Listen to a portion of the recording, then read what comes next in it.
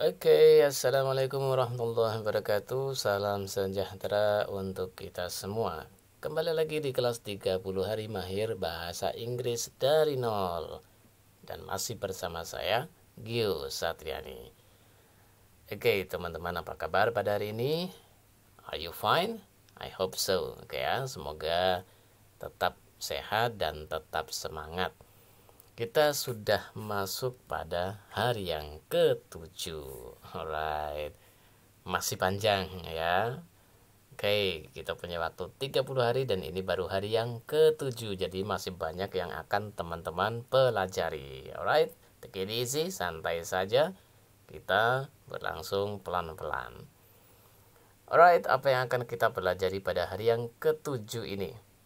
Oke, kita akan belajar sebuah ujaran yang sangat penting ya, yang kita sangat sering gunakan dan hampir setiap hari kita gunakan ya, terutama untuk menjelaskan atau mendeskripsikan ya tempat, mendeskripsikan keberadaan sesuatu. Alright. Oke, nah apa yang akan kita pelajari? Kita akan belajar tentang ujaran ada.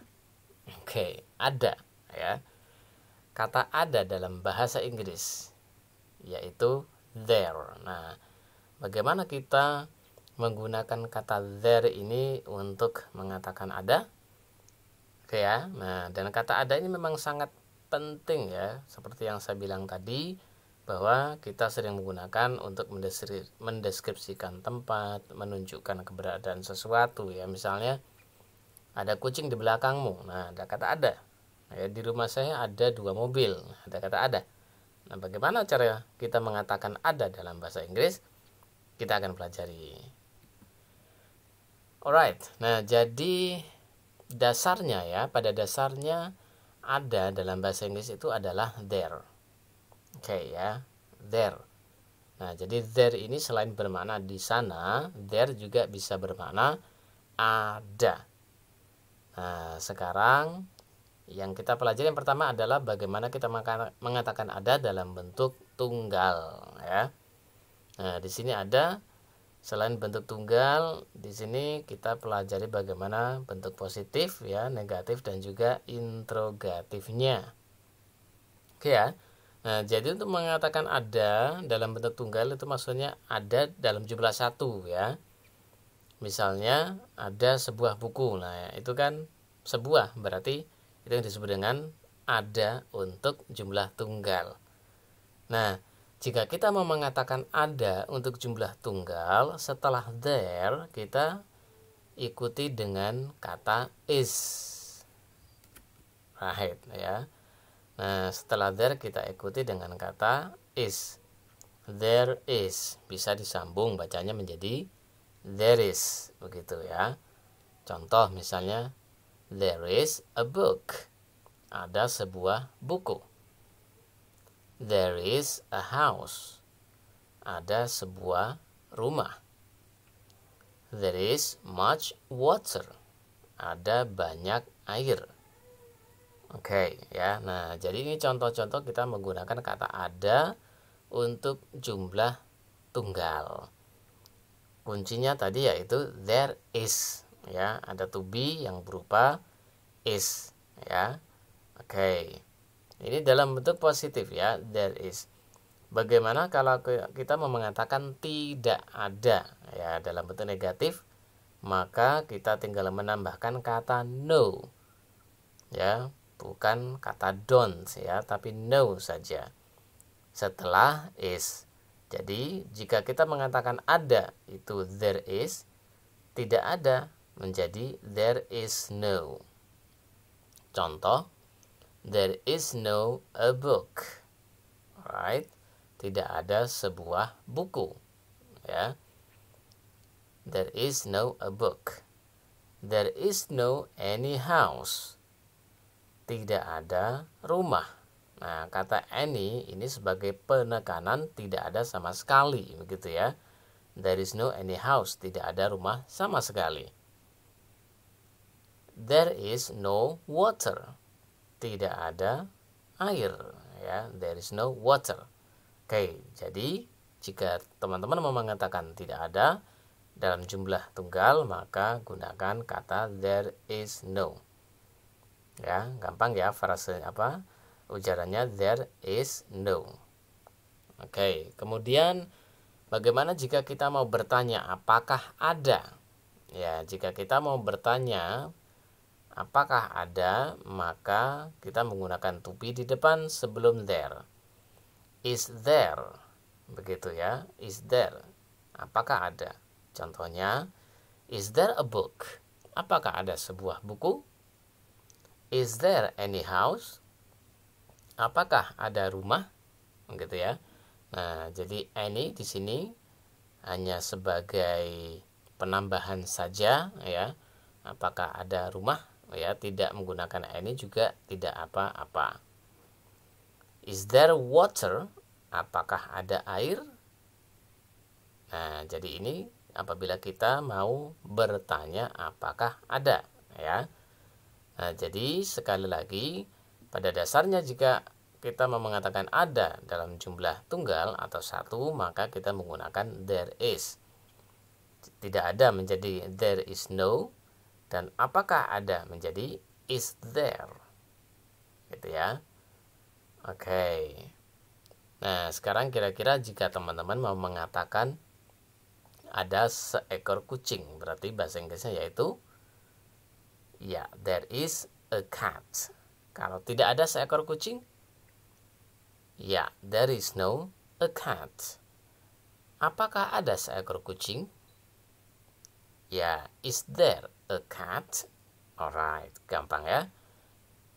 Oke, sekarang berikutnya. Nah, kita pelajari bagaimana mengatakan ada jika jumlahnya itu jamak atau lebih dari satu. Apabila jumlah yang dimaksud itu lebih dari satu, maka kita menggunakan there are, bukan there is ya. Ingat, there is hanya digunakan untuk jumlah satu atau tunggal. Sementara jika jumlah jamak lebih dari satu, harus menggunakan are. To be-nya yang semula is diganti menjadi are. There are. Bisa juga disambung menjadi there are. Contoh, there are 2 books.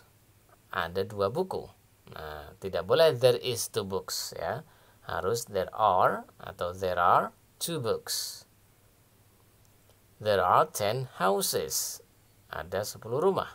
Ya, karena rumahnya ada 10, maka menggunakan there are.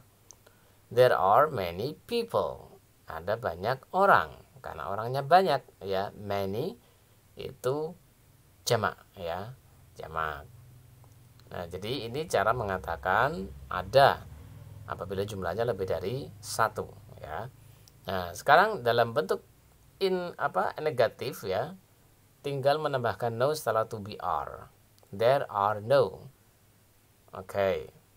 Misalnya there are no 2 books. Tidak ada 2 buku ya. There are no 2 books. There are no 10 houses. Tidak ada 10 rumah. There are no many people. Tidak ada banyak orang. Oke, nah jadi tinggal tambahkan no setelah to be. Kemudian dalam bentuk interrogatif ya, maka kita balik ya, posisi there are menjadi are there. Sama dengan yang tunggal tadi, there is menjadi is there. Nah, sekarang jika jamak, there are menjadi are there. Are didahulukan ya.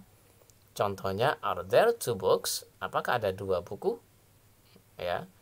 Misalnya teman-teman bertanya kepada temannya ya, ada 2 buku enggak di atas meja? Are there 2 books on the table? Nah, begitu ya. Oke. Contoh lagi, are there 10 houses? Apakah ada 10 rumah? Alright. Are there many people? Apakah ada banyak orang? Oke ya, nah jadi sekali lagi apabila kita mengatakan ada dalam jumlah lebih dari satu, maka kita gunakan there are. There are diikuti dengan benda jamak ya. Apabila bentuknya negatif menjadi there are no. Dan apabila bentuknya interrogatif atau kalimat tanya, are-nya yang di depan menjadi are there. Oke, gampang ya? Bagus.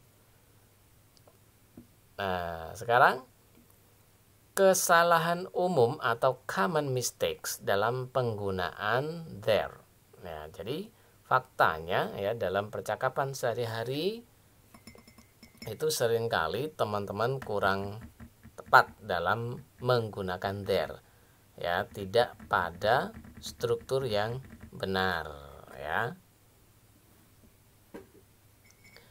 Seperti apa misalnya? Nah, biasanya kesalahannya adalah karena dia meletakkan there setelah subjek. Gitu ya. Padahal there itu dia berada di depan. Contoh misalnya ya. There is much money. Nah, ini kalau diterjemahkan dalam bahasa Indonesia seolah-olah lazim dan tidak ada masalah. Saya ada banyak uang.